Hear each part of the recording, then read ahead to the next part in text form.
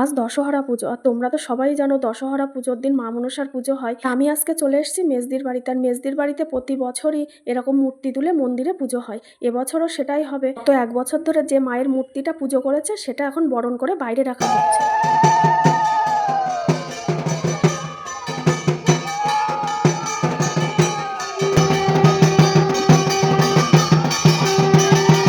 এতক্ষণ কুলোমাতাই করে যে বরণ করলো ওটা হলো মেজদির কাকির শাশুড়ি।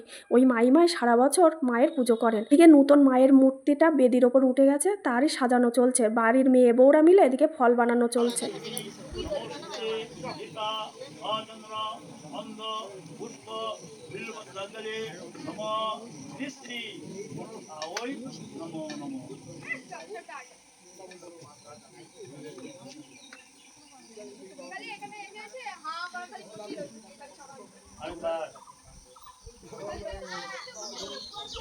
এদিকে অঞ্জলি শেষ করে আরতি চলছে। এদিকে মায়ের প্রতি বছরের মতন এবছরও মাইমা ভয় করেছে।